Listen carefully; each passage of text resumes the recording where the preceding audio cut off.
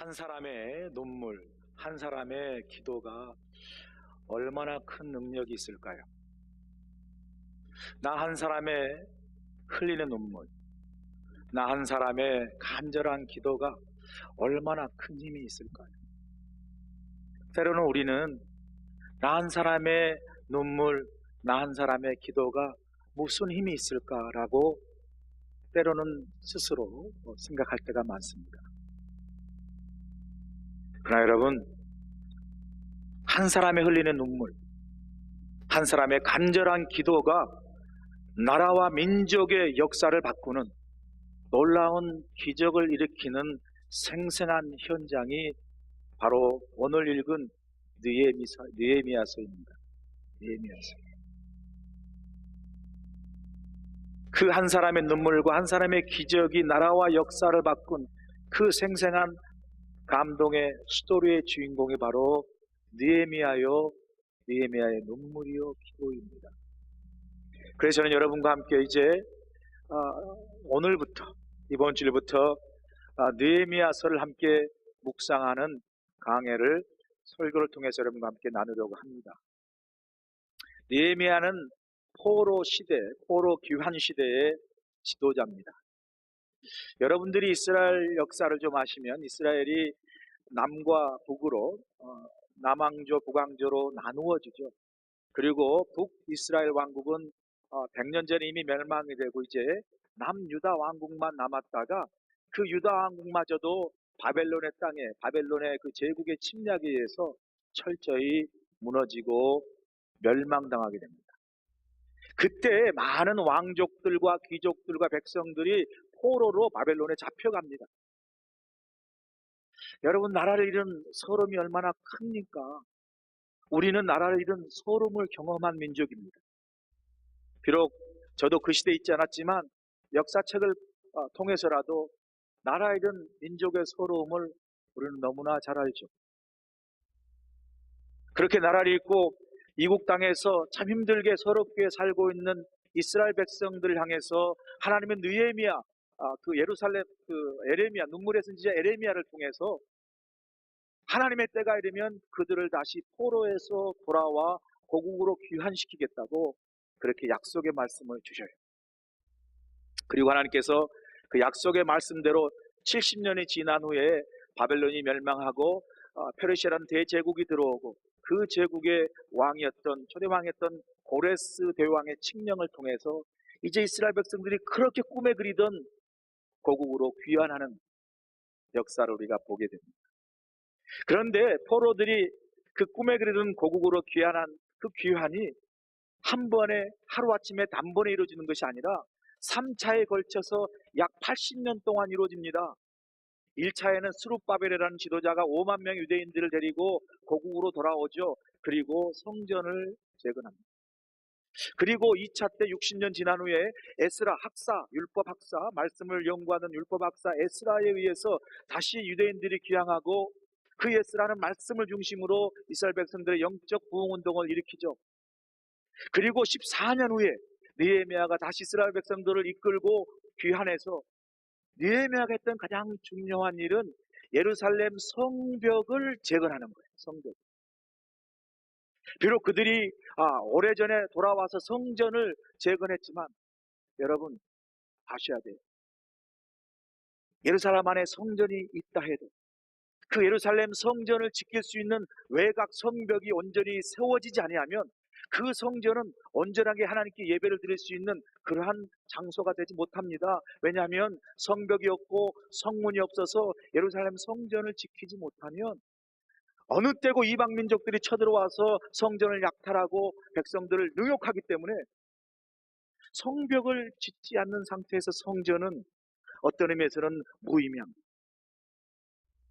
느헤미야가 물리적으로 예루살렘 성벽을 재건한 지도자였지만 궁극적으로는 그가 성벽을 완벽히 재건함으로 그 성벽 안에 있는 성전 안에서 이스라엘 백성들이 마음껏 하나님께 예배할 수 있는 영적인 부흥운동을 일으키고 또 그런 역사를 일으켰다는 점에서 느헤미야는요 예루살렘 성전을 완공시키고 성벽을 완전히 재건해서 당시 에스라와 당시 동시대의 사람으로 이스라엘 백성들의 새로운 영적 부흥운동, 새로운 부흥의 역사를 일으켰던 그런 위대한 지도자였습니다. 제가 오늘 느헤미야 강해를 여러분과 함께 나누고자 하는 이유는, 부족하지만 제가 이곳에 와서 여러분과 함께 이제 새로운 교회, 새로운 목회를 함께 시작하면서, 부족하지만 우리가 함께함으로 하나님이 느헤미야를 통해서, 우리 모두를 통해서, 이스라엘 백성들을 통해서 이스라엘 백성 공동체의 새로운 영적 부흥을 일으킨 것처럼, 저와 여러분을 통해서 하나님께서 새롭게 역사함으로 우리 교회가 새로운 영적 부흥 운동을 일으키고자 하는 기도하는 마음으로, 간절한 바람으로 저와 여러분과 함께 느헤미야를 묵상하려고 합니다. 할렐루야. 오늘 본문 1절 2절에 보니까 느헤미야를 이렇게 간단하게 소개합니다. 느헤미야는 아닥사스다 왕 때 사람이고, 그의 아버지는 하가랴고 그의 형제 하나니가 있다, 그렇게 소개해요. 여러분들이 기억하셔야 될 것은, 느헤미야가 유다 왕국이 멸망한 140년 후에 사람이라는 점에서 아마 그의 할아버지가 포로로 잡혀오지 않았을까. 그리고 할아버지를 이어서 아버지 하가랴를 지나서 이제 느헤미야가 바벨론에 있었던 때는 바로 이민 3세 정도, 140년이나 흐른 이민 3세의 그러한 시점에서 느헤미야는 수상궁에 살았다고 이야기해요. 수상궁, 왕의 궁전에 살았고, 1장에 보면 그가 왕의 술관원이 된 고위 관직으로 왕의 궁전에 살았던 유다 출신의 포로 후손이라는 걸 알 수 있어요. 어떤 점에서 이민 3세로 이민 와서 출세하고 성공한 그런 사람이었어요. 그런데 2절에 보니까 그가 하나니, 예루살렘에서 갓 돌아온 그의 형제 하나니에게 고국의 형편을 보고받는 걸 볼 수 있습니다. 2절 보시면, 내 형제들 가운데 하나인 하나니가 두어 사람과 함께 유다에서 내게 이르렀기로 내가 그 사로잡힘을 면하고 남아있는 유다와 예루살렘 사람들의 형편을 물은지요. 우리가 여기서 주목해야 될 것은, 하나니가 먼저 보고한 게 아니에요. 느헤미야가 갓 예루살렘에 돌아온 하나니에게 유다와 예루살렘의 형편을 먼저 물은 거예요. 왜 물었을까요? 관심이 있기 때문에. 관심이 있기 때문에 물은 거예요. 여러분, 관심이 없으면요, 아무리 가까운 곳에 있어도 보지 못하고 지나칩니다. 제가 리버사이드 살 때요, 저희 집에 조그마한 그 야생 공원이 있었어요. 제가 교회를 출근하려면 그 공원 옆에 길을 지나서 교회로 갑니다. 어느 날 갑자기 교회를 가다가 문득 한 5월달쯤 그곳에 아름다운 꽃이 있어서, 이런 곳에 이런 꽃이, 아름다운 꽃이 있네라고 보니까 세상에 그곳이 바로 시에서 만든 아름다운 야외 공원이었어요. 3년 동안 그걸 지나면서 그게 저는 공원인지도 모르고 살았네요. 그냥 교회만 왔다 갔다. 그런데 그 꽃을 보고 그 꽃이 사랑스러워 관심을 가지고 보니까 그게 세상에 야외 공원이고 그렇게 좋은 것이 있었는데도 불구하고 관심이 없어서 겨우 몇 달 즐기다 파송받았습니다. 관심이 있으면 보이지만 관심이 없으면 보이지 않습니다. 보이지 않아요. 사실요, 느헤미야는 그렇게 이민 3세로 이미 그곳에서 편안하게 그곳 문화에 동화돼서 잘 살고 있어요. 그래서 어떤 점에서는 자기가 한 번도 가보지 않는 고국에 대해서 그렇게 관심 갖고 물을 필요가 없어요, 여러분. 영어로 why bother? 무슨 상관이라고 자신이 왕궁에서 자신의 안위만을 위해서 편하게 즐기며 고국 안으로 살 수 있습니다. 그런데 오늘 본문에 보니까 느헤미야는 그 고국, 그곳에 사는 백성들, 그들에게 남다른 관심을 보이고 있다. 여러분, 관심은 사랑의 표현입니다. 관심은 사랑의 표현이에요. 사랑의 반대말은 미움이 아니라 뭐죠? 무관심이라고 그러잖아요. 사랑의 반대말은 무관심입니다. 여러분, 부모가 사랑하는 자식에게 관심을 두는 건 당연하죠. 우리가 한국 사람이면 두고 온 고국인 한국에 관심을 두는 건 당연한 거예요. 미국 사람이면 미국에 사는 이곳에 관심을 두는 건 당연한 겁니다.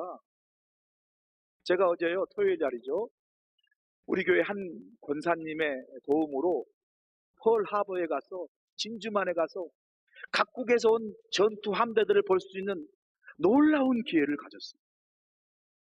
하와이에 20년에 3년 살면서도 제가 펄 하버, 진주만을 못 가봤다는 거 아니에요. 그리고 그렇게 살다 가는데 어제 그 권사님이 오셔서 지금 각국의 국에서 온 전투함대, 17개국에서 온 전투함대들이 임팩트라는 그런 작전 명령으로 바로 내일부터 태평양에 가서 훈련하는데, 그 훈련에서 모든 각국의 그 전투함대들이 지금 하와이 진주만에 모였습니다. 그래서 제가 구경 갔습니다. 야, 꽃 중에 꽃은 전투함대 중에 뭐겠어요? 항공모함. 야, 우리 미국 항공모함 2대가 서 있는데요. 그 중에 한 대가 얼마나 큰지 몰라요. 그곳에 그 권사님의 도움으로 이제 사실 오늘 가셔도 소용없어요. 어제만 온리 개방했던 거예요. 딱 1년에 한 번 딱 개방하고 문 닫았어요. 항공모함에 들어가니까 어마어마하게 커요. 뭐 갑판에 올라가는데요, 갑판을 계단 가는 게 아니라 여러 수십 명이 타는 그 엘리베이터예요. 갑판처럼 생긴 엘리베이터가 쫙 올라가면요, 갑판으로 딱 올라갑니다. 갑판에서 보니까 이건 온 세상이 my world, 내 세상이에요. 쫙 펼쳐 있는 게 너무너무 멋있고 정말 기가 막혀요. 그런데 한 가지 참 관심을 끌고 흥미를 야기시키는 게 뭐냐면, 그 항공모함에 성조기가 개항되어 있는데 성조기가 조기 반기로 개항되어 있어요. 그러고 보고 둘러보니까 다른 나라에서 온 그 전투함들도 각국의 자기 나라의 국기를 다 달았는데 국기를 전부 다 조기 반기로 달았어요. 왜 그랬을까요? 모르시죠? 이유는요, 지금 텍사스 달라스에서 흑백 갈등 시위로 인해서 경찰관이 저격수에 5명이 총에 맞고 숨지겠습니다. 그리고 여러 다른 경찰들이 지금 부상당해 병원에 입원해 있습니다. 경찰이 자기 치안을 유지하다가 그 스나이퍼 저격수들에 의해서 총에 맞고 5명의 순직한 경찰관을 애도하는 기념으로 지금 조기를 달고 있는 거예요. 다른 나라 전투함대도 같이 조기를 달며 동참하는 거예요. 여러분, 우리가 이게 흑백 갈등이 흑인과 백인의 갈등의 남의 문제가 아닙니다. 여러분, 미국은요, 다양한 인종과 민족이 모여 살기 때문에 사실은 서로가 가치가 다르고 문화가 달라서 서로 이해하고 포용하고 사랑의 가치로 함께하지 못하면요, 살기 어려운 곳이 미국입니다. 이 인종 갈등이 심화되고 확대되면요, 마이너리티인 우리 한국 사람도 피해를 입을 수가 있어요. 그래서 우리가 이런 흑백 갈등, 남의 일이 아니라 미국에 산 우리가 이 미국 사회에 관심을 가지고 기도해야 될 줄로 믿습니다. 제가 또 한국 사람이잖아요. 한국 사람, 한국에 관심 갖는 건 어쩌면 당연한 거죠. 거기 가보니까 우리 한국에서도 전투함대가 들어왔어요. 구축함이 들어왔는데 이름 하나는 강감찬호와 세종대왕호가 들어왔어요. 2개가. 그런데 사실은 그날 제가 한 12시쯤 넘어가니까 그 항공모함을 쫙 보고 보니까 거의 1시, 2시가 다 됐어요. 날씨도 덥고 또 빨리 들어와 쉬고 싶더라고요. 그리고 사실은 항공모함보다 더 큰 배가 없어요. 우리 미국만 항공모함을 가지고 왔고 나름대로 다 구축함 정도 이런 배럴십 전투함으로 왔기 때문에 항공모함보다 더 큰 배가 없어요. 그러니까 항공모함 보니까 다른 배는 별로 보고 싶은 마음이 안 생겨요. 그래서 그냥 빨리 더워서 집에 오려고 하는데 우리 한국에서 강감찬하고 세종대왕호가 와가지고 높이 태극기를 막 흔들고 있어요. 태극기를. 그러니까 지나칠 수가 있어요. 나도 한국 사람입니다. 그래서 세종대왕호를 제가 또 방문했어요. 더운데 보러 갔어요. 보러 가니까 세종대왕호에 싹 있더라고요. 근데 사실 안에서 보니까 항공모함에 비하면 조족지열이에요. 조족지열이 뭔지 아세요? 3발의 피. 별로 크지 않고 그게 대단해 보이잖아. 항공모함 워낙 큰 걸 봐가지고. 그런데도 한국 사람이라고, 야, 우리 전투함대 세종대왕처럼 좋다, 이렇게 또 표현이 되더라고. 제가 이 마음이 한국 사람이에요. 그러면서 제가 거기 있는 그 군인들을 보니까 해군은 하얀 군복을 입잖아요. 아주 젊어요. 그분들이 딱 서가지고 안내를 하고 인사를 하더라고요. 그래서 제가 지나가면서 그분들에게 수고한다고 다 일일이 악수를 했어요. 전부 다 수고한다고, 애쓴다고. 우리 딸들이 아빠가 뭔데 자꾸 그래, 아빠가 제독이야, 함장이야, 그러면서 막 그렇게 악수를 했어요. 일일이 다 악수했습니다. 수고하세요, 수고하십니다, 수고하세요, 애씁니다. 제가 왜 그랬냐면요, 가만 생각하니까 벌써 부산에서 출항한 지가 한 달이 됐고요. 그리고 여기서 이제 다음 달이면 내리면 또 한 달 동안 훈련 나가고 매일 쓰잖아요. 근데 엄밀히 말하면 저희 아버님 어머니도 지금 한국에 계시고 저희 동생 형제들도 한국에 있는데 이 귀한 군인들이 그 한국 고국을 지키고 참 방어하느라고 애쓰잖아요. 그러니까 사실은 고맙고 감사한 마음이 생기더라고요. 그래서 제가 비록 제독도 아니고 함장도 아니지만 수고한다고 다 악수했습니다. 제가 사랑이 있으니까 제 사랑을 좀 표현하고 싶어요. 관심이 있습니다. 여러분, 이렇게 사랑이 있으면요 관심이 생기는 겁니다. 마찬가지로 우리가 하나님의 사람이라면요 하나님의 나라와 그 백성의 관심을 가져야 되는 거예요. 우리가 교회의 성도라면 그 교회에 속한 성도가 속한 교회에 관심을 가져야 돼요. 네, 여러분, 관심에도요 질이 있고 수준이 있습니다. 퀄리티가 있습니다. 관심이라고 다 질 높은 수준 높은 관심이 아니라 퀄리티가 있는데, 우리가 보통 수준 낮은 질 낮은 관심은요 이런 관심에 어떡하나 보자, 요 방관자의 관심, 요거 수준 낮은 겁니다. 얄팍한 거예요. 이랬대 저랬대 이것대 이렇대 뭐 무엇이대 하고 마치 가십처럼 뒤에서 수근수근 소문내는 관심, 이런 걸 쓸데없는 관심이라고 해요. 쓸데없는 관심. 요것도요 참 얕고 얄팍하고 경박한 관심입니다.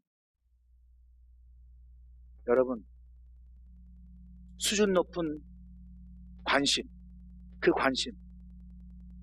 깊은 관심을 오늘 느헤미야가 본문에서 보여줘요. 느헤미야가 본문에서 보여준 수준 높은 깊은 관심은요 바로 두고 온 고국 형평과 사정에 대해서 물어보는, 자기하고는 상관없어요. 와이 봐도 할 수 있는, 그럼에도 불구하고 자신의 아니만 생각할 수 있는데도 불구하고 한 번도 가보지 않지만 고국인 그 유다와 그 백성들을 향해서 보여준 이 깊은 관심, 이게 수준 높은 관심이에요. 여러분, 사랑이 있으면요 관심도 깊어집니다. 그거 아세요? 사랑이 있으면 관심이 깊어져요.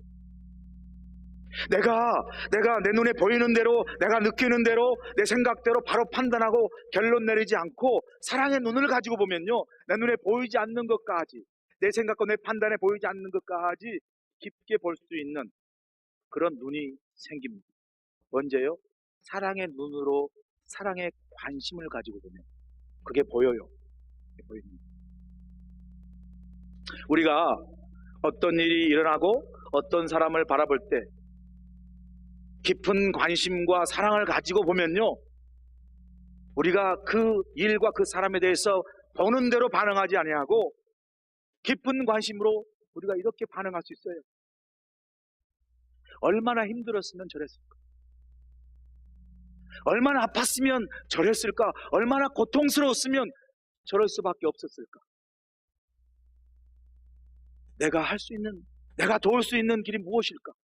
이게요 사랑을 가지고 바라보면서 깊은 관심으로 다가가는 사람의 모습이에요.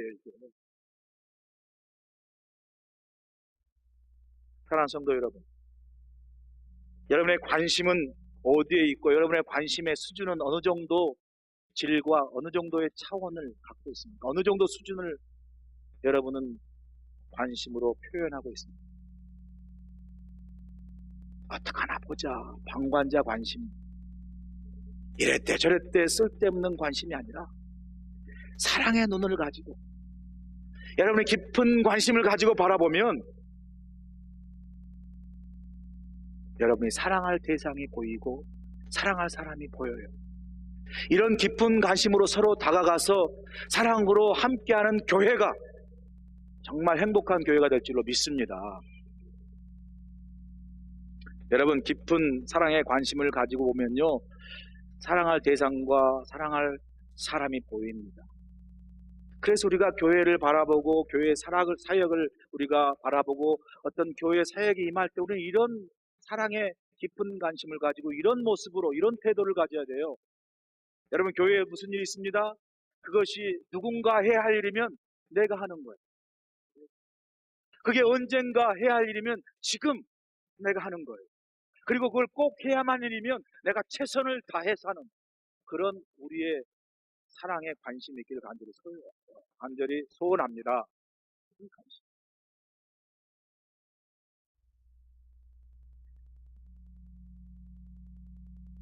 그리고 여러분, 함께하는 교우들에게 사랑의 관심을 가지세요. 교우들에게 서로의 형편과 사정을 사랑의 눈으로 바라보며 관심을 가지고 돌아보세요.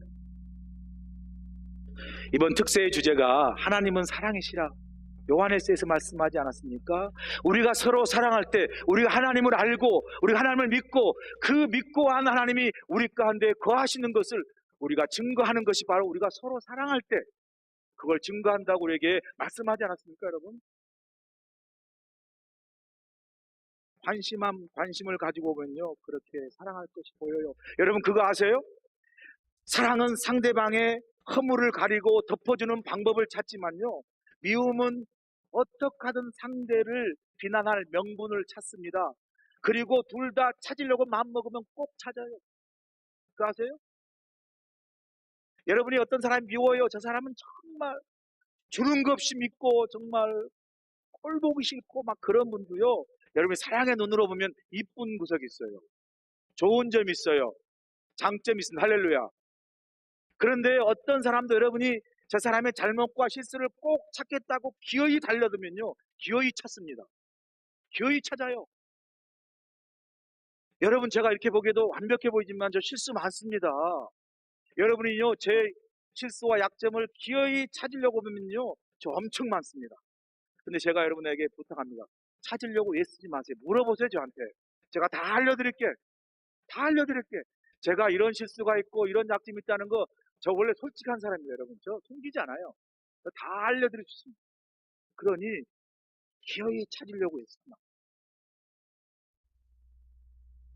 여러분, 우리는요, 다 완벽한 사람이 아닙니다. 완벽한 사람이 어디 있어요? 누가 완벽한 사람입니까? 혹시나 누군가 여러분이 봤을 때 그분의 실수와 허점과 단점이 보이거든 사랑의 눈을 가지면 그것이 내가 덮어줘야 할 허물이고 내가 채워줘야 할 약점이고 내가 덮어주고 세워야 할, 그래서 온전케 해야 될 부분인 줄로 믿습니다. 이게요, 이게 우리의 정말 온전한 모습이 돼야 된다는 거죠. 우리 가끔 흥분합니다. 어떻게 목사님 그럴 수 있습니까? 말도 안 돼요. 여러분, 그럴 수 있어요. 그럴 수 있습니다. 그럴 수 없는 게 어디 있습니까? 그거 말도 안 돼. 말 안 될 수 있어요. 그렇게 막 목소리 높여서 그럴 수 있습니까? 말도 안 되라고 말하는 그 사람도요, 어떤 상황에 그럴 수 없는 그 일을 똑같이 할 수 있는 연약한 존재라는 사실을 잊지 마세요, 여러분. 그거 아세요? 그러므로 우리는 서로에게요, 관용을 베풀어요. 서로에게 겸손하고 서로를 포용하고 용납해야 돼요. 내가 그런 넉넉한 마음이 있어서 그 사람을 포용하고 수용해서가 아니에요. 제가 여러분이 그렇게 부족하기 때문에 나 그런 사람이라는 걸 서로 인정하고 나 역시 부족하기에 당신이 필요하고 그러한 그 필요와 관용 속에 우리가 하나가 될 줄로 믿습니다. 여러분, 아셔야 됩니다. 사람이 미워하면 미워할수록 독해집니다. 그런데요, 사랑하면 사랑할수록 강해져요. 여러분, 미움을 너무 여러분 마음에 채워서 독해지지 마세요. 그 독으로요, 다른 사람도 죽이지만 그 독으로 내가 죽습니다. 그거 아셔야 돼요. 그러나 여러분, 사랑하면요, 사람이 강해져요. 사랑하면 그 독마저 해독할 수 있는 능력이 내 안에 생깁니다. 여러분, 도구로 다른 사람에게 상처 주거나 혹은 교회 생활하다가 상처받아서 넘어지고 주저앉지 마시고요. 그것마저도 사랑의 넉넉한 마음으로 여러분이 이길 수 있는 강한 사람 되시길 주의 이름으로 간절히 축원합니다. 사랑으로 강해지는 교회, 사랑으로 강해지는 성도가 바로 있는 그 교회가 행복한 교회입니다. 행복합니다. 하나냐가 느헤미야에게 보고받은 내용이 3절이에요. 그들이 내게 이르되 사로잡힘을 면하고 남아있는 자들이 그 지방 거기에서 큰 환난을 당하고 능욕을 받으며 예루살렘 성은 허물어지고 그 성문들은 불탔다 하는지.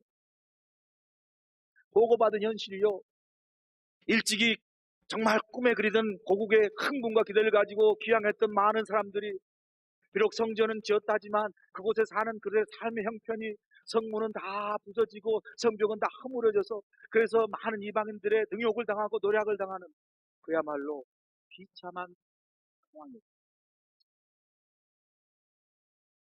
여러분, 근데요, 이렇게 느헤미야가 바라본 성문이 다 불타서 무너지고 성벽은 무너져서 성전을 온전히 지키지 못하는 물리적으로 허물어진 예루살렘 성벽만을 이야기하는 것이 아니라 그 성벽이 허물어짐으로 그곳에 성전이 온전케 되지 못하기 때문에 이스라엘 백성들이 그곳에서 하나님께 온전히 예배를 드리거나 믿음의 제사를 온전히 행할 수 없다는 점에서 이 성벽이 무너지는 것은 결국은 이스라엘 백성들의 믿음과 영적 상태가 그렇게 황량했다는 거예요. 영적 상태를 얘기합니다. 여러분, 이 이스라엘 백성들의 느헤미야가 보고받은 그 물리적인, 아니 그 영적인 황량한 상태가 그때만의 일입니까? 지금 여러분, 한국 교회와 한국 성도, 이 교회와 성도의 현실이요, 이렇게 영적으로 무너지고 황폐되어 있습니다. 여러분, 지금은요, 교회가 세상을 걱정해야 되는데 세상이 교회를 걱정합니다. 세상 사람들이 서로 싸우면 지나가는 사람이 그렇게 말한다 그러잖아요. 여기가 교회인 줄 아냐고. 여기가 교회인 줄 아냐고. 우리가 그런 모습으로 비춰지고 있습니다. 우리가 이런 황량한 모습으로 한국 교회와 한국 성도가 무너지고 있는 것이 우리 슬픈 현실이고 자화상입니다. 제 이전에 있었던 교회 바로 옆에 5분도 안 되는 거리에 큰 장로교회가 있었어요. 뭐 1000여 명 되는 장로교회가 어떤 일로 교회에 다툼이 생기고 어려움이 생겼어요. 서로 힘들어졌어요. 결국은 그렇게 1000여 명 되는 성도가 그렇게 교회가 서로 다툼으로 인해서 교회가 정말 어려움을 겪고 결국은 갈라졌습니다. 그 1000여 명 되는 성도가 이제 남은 성도가 60명밖에 되지 않았어요. 놀라지도 않아요, 여러분들. 다행이에요.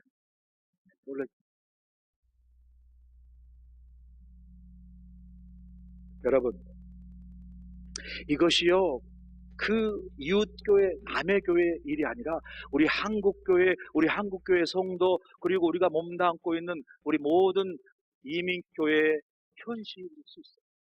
우리 이민교회의 자화상일 수 있다는 겁니다.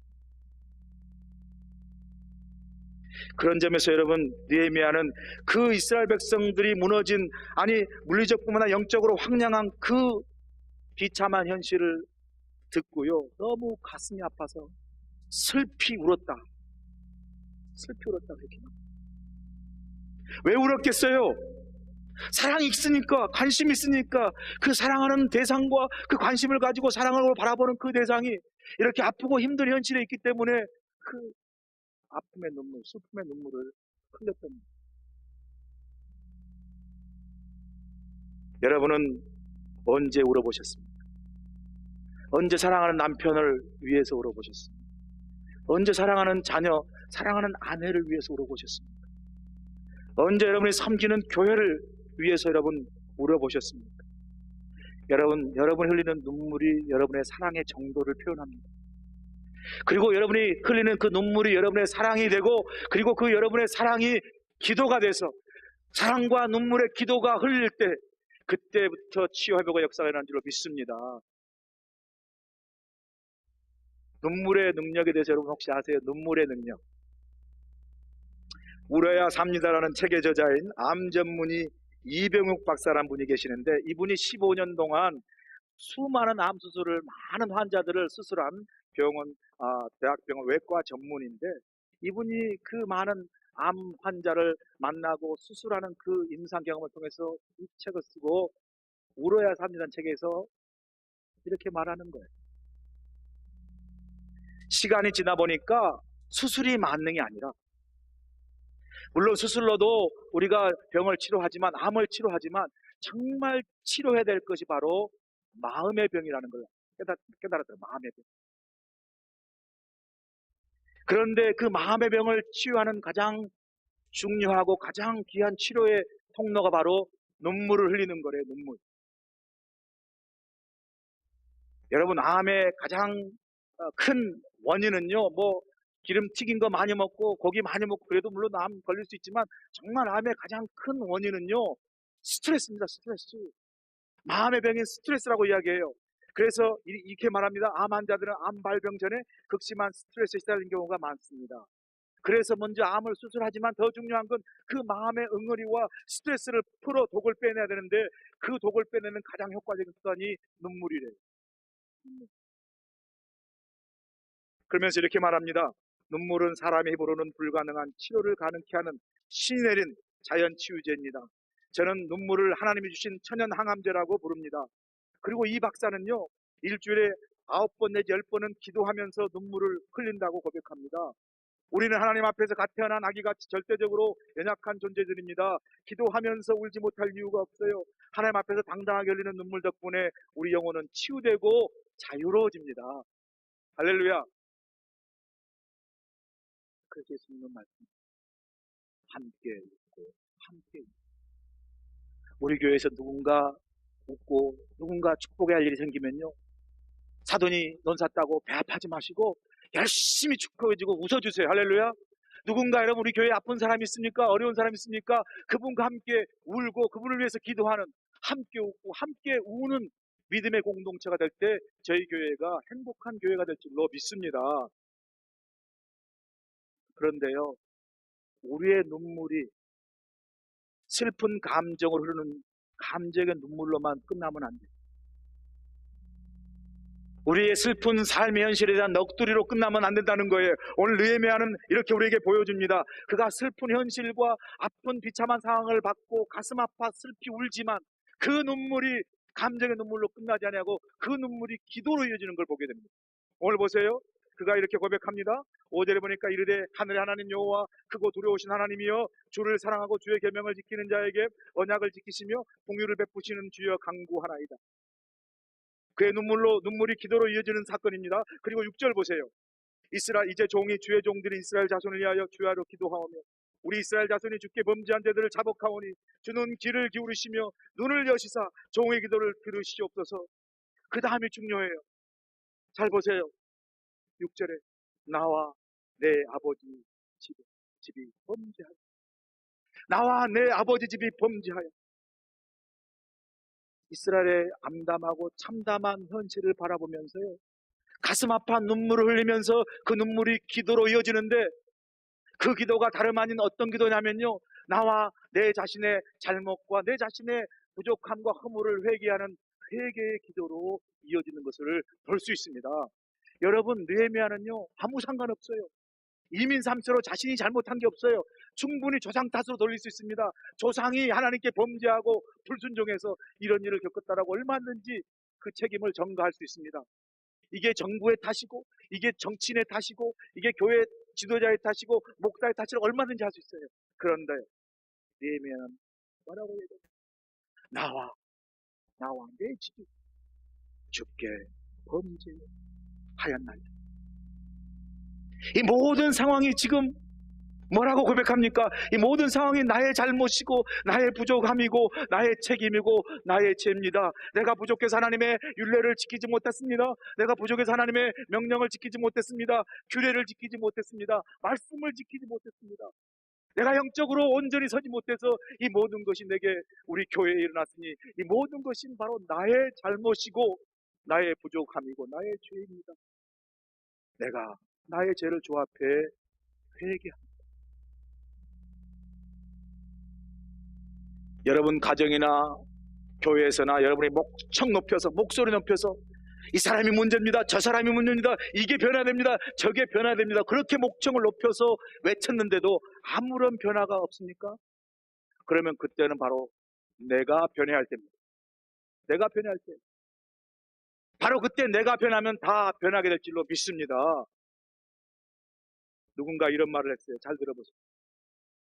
스물에는 세상을 바꾸겠다고 도를 들었고, 서른에는 아내 바꾸어 놓겠다며 눈초리를 들었고, 마흔에는 아이들을 바꾸고 말겠다며 매를 들었고, 쉰에야 바꾸어야 할 사람이 바로 나임을 깨닫고 들었던 것 모두 다 내려놓았습니다.